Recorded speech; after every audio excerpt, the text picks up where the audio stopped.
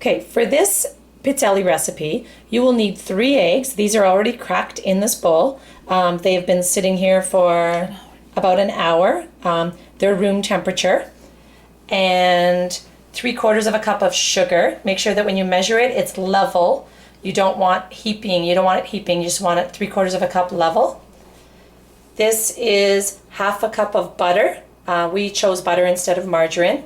1/2 a cup, and it's been melted and cooled. 1 teaspoon of vanilla. This is optional, but we like to put it in. It tastes great. And now we're going to do 2 teaspoons of baking powder, and you have to level it. Make sure that it's level. This is how you would measure your sugar as well, with a measuring cup. Make sure it's level. Okay, and we need 1 3/4 cups flour. That also has to be level, and we're going to put it into a sifter because we're going to be sifting the flour and the baking powder. So here we are measuring the flour. Don't shake it. You just want to level it, put it in, level it, pour it into the sifter. And that was 1 3/4 cups flour. Now we're going to place the baking powder into the flour and sift it all into a bowl. Then all of your ingredients will be ready. Okay. Just sifting the flour and the baking powder together. Okay, so we have the flour, 1 3/4 cups of flour, mixed, sifted in together with the baking powder. We have the eggs that are room temperature, 3 eggs. We have the 3 eggs room temperature. We have the sugar ready to go. We have the butter ready to go. It is room temperature. We have the vanilla ready to go. Okay, in a large mixing bowl, beat the 3 eggs and the 3/4 cups of sugar together until fluffy.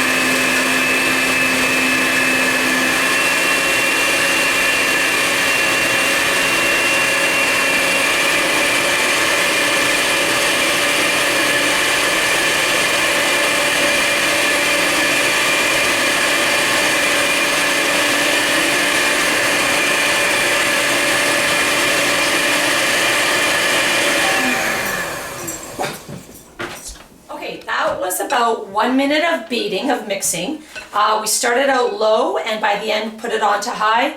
The egg mixture and the egg and sugar mixture looks a little bit fluffy. It's nice and fluffy looking, a little frothy looking on top actually. Okay, now we're going to add 1/2 a cup of the cooled butter. We used butter. You can use 1/2 a cup of margarine if you would like to. And then we're going to mix that again.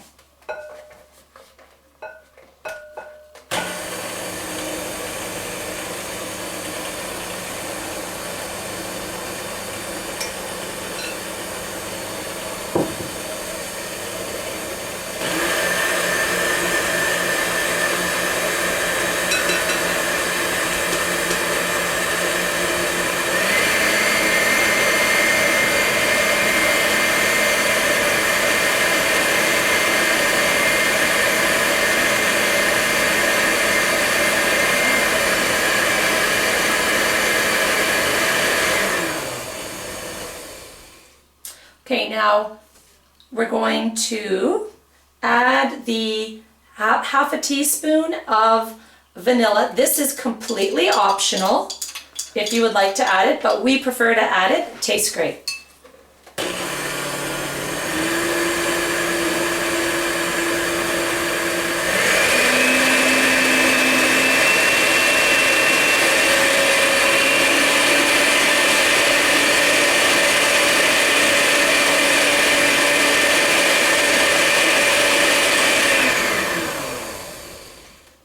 Okay, and finally at the end, we're going to very slowly add the flour baking powder mixture. It was 1 3/4 cups of flour and 2 teaspoons of baking powder, and they are sifted together in this bowl. So we're going to slowly add those and mix it probably on low, medium. Fairly low. We're mixing it on low right now. You don't want the flour flying everywhere.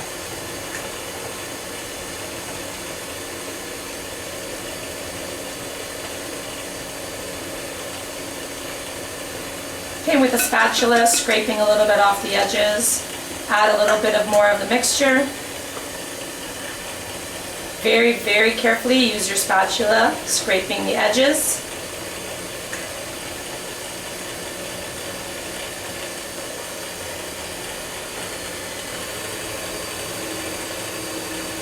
The blender is still on low.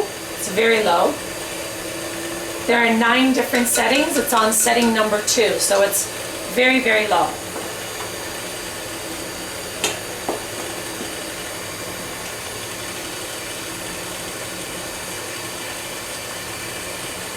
The batter's starting to get thicker, which is okay. We want it to get thicker. By the end, the batter should be stiff enough to be dropped by a spoon. It should be fairly stiff.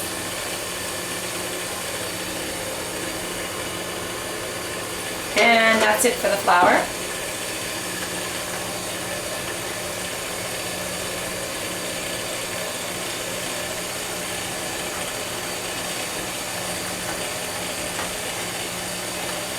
The batter is much thicker now. It is not runny. It should be fairly thick by this point. And the flour we used was just plain, we just used white flour, white regular all-purpose flour.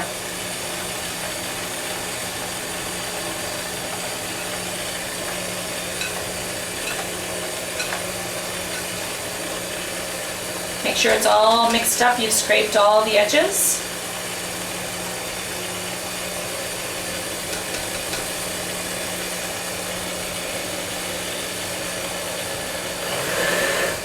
Okay, we're just going to scoop up a little bit of the batter to show you the thickness of it. You can see it coming off of the beaters as well, but you can see turning toward the camera there that if you dump the spoon upside down, it's a fairly thick batter. You have to almost shake that spoon to get it off. And lift it one more time just to show how the thickness, and try to get that off the spoon.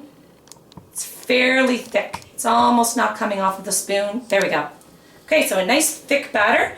We're going to move over to the Pizzelle maker to show you how to measure and cook the pizzelles. Okay, we're going to use 2 small teaspoons.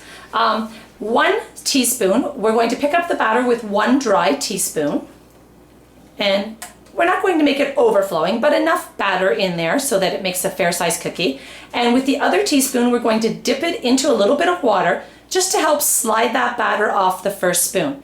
And place it right in the center of the mold. Do that twice and dip it into the water probably again just to make sure that it slides off. You're going to close the lid. You will see steam coming out of your machine. That's fine. It just means that it's cooking. You probably can't see it from here. Time the cooking for about 30 to 40 seconds, depending on how golden you prefer them. We usually take them out at about 35 seconds. If you're not sure, you can check.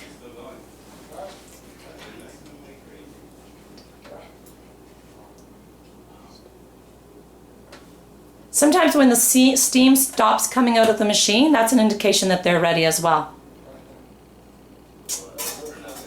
Okay, those ones are looking good. They need a couple more seconds. So it's okay to check them if if you're at about 30 seconds and you're not sure. It won't ruin the cookie.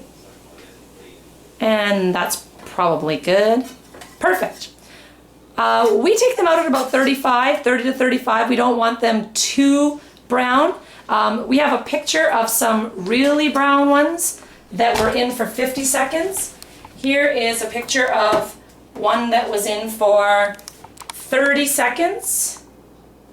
And here's a picture of one that was in for 50 seconds. You can see that this one is really brown. Just doesn't look as good and doesn't taste as good. So we recommend 30 to 35 seconds. Place them on a tray. When you first take them out, they will be really soft, but they harden and they're delicious. You can put ice cream on them. You can put ice cream between them or just eat them just like that.